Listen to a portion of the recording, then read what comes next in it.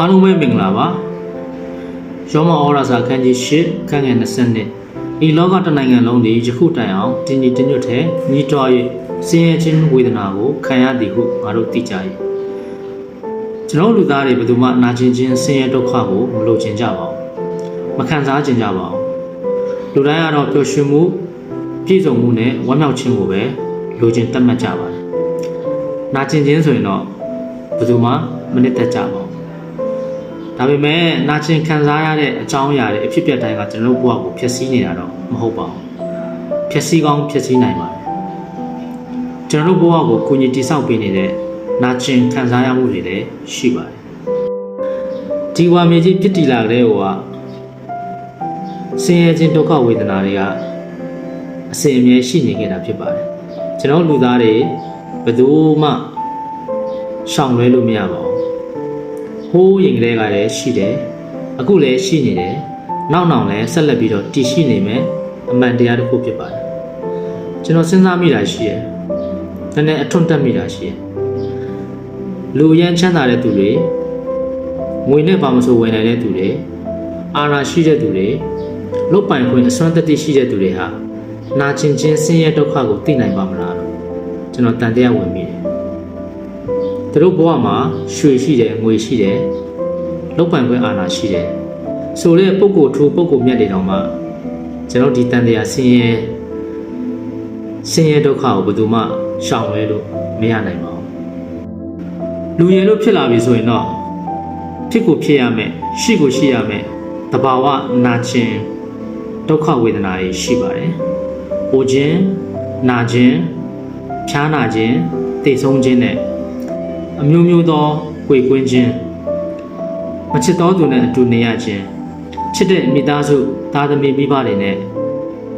အဝေးကိုရောက်နေခြင်းစတဲ့ဒုက္ခဝေဒနာတွေကကျွန်တော်တို့တဘာဝ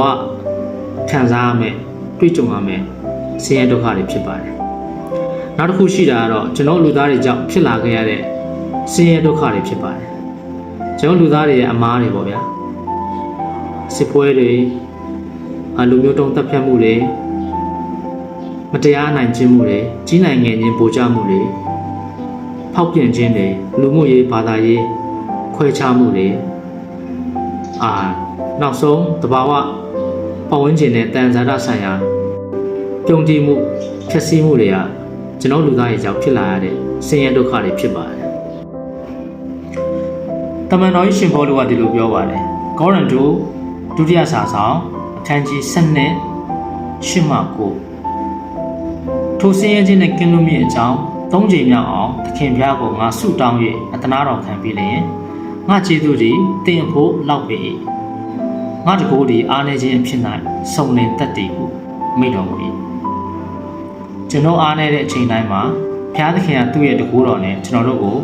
ခွန်အားဖြည့်ပေးနေပါတယ်ကျွန်တော်ရဲ့တိုက်ပွဲတွေကိုအောင်နိုင်ဖို့ကျွန်တော်တို့အားနေခြင်းတွေထဲမှာခရစ်တော်ရဲ့တကိုးနဲ့ပြည့်စုံရတဲ့အခွင့်ကို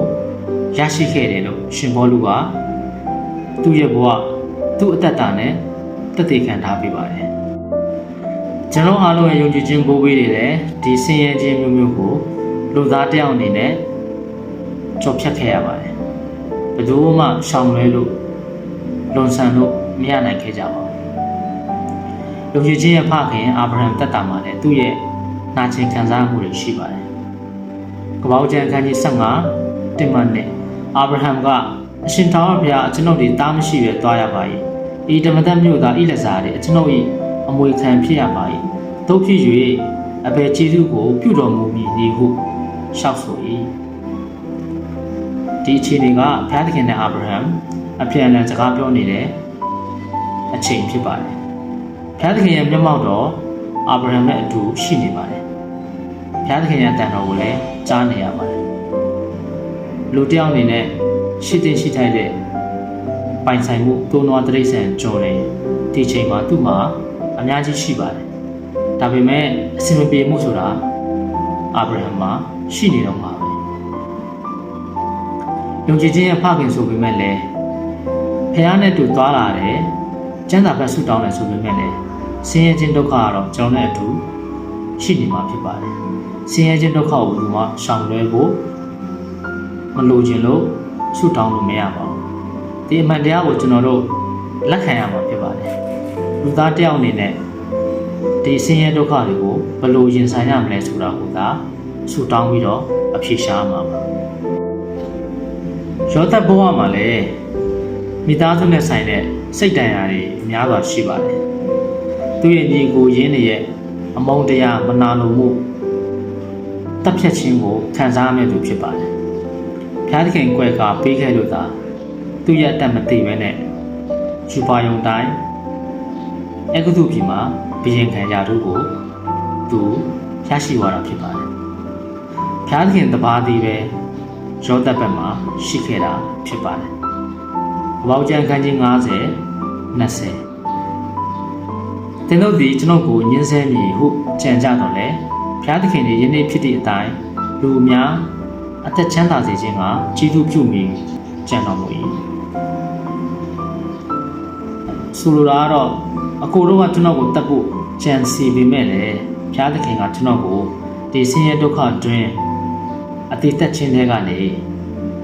ကယ်နှုတ်ပြီးတော့လူတွေအတွက်ကောင်းချီးမင်္ဂလာဖြစ်စေဖို့အတွက်ဘုရားသခင်ကပြင်ဆင်ပေးတယ်